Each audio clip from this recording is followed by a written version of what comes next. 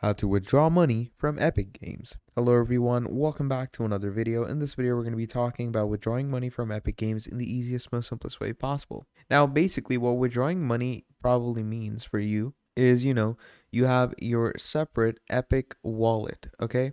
So your Epic wallet is basically a wallet that you have on your Epic Games over here, as you can see.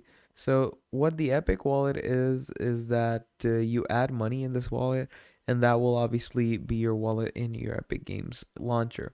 Now, basically, normally you can do this from the launcher, but when it comes to withdrawing your payments, what you're going to do is obviously you're going to need to reach the help center from Epic Games because you can't withdraw this money directly in some proper way. So what you're going to do is you're going to go ahead and write Epic Games contact.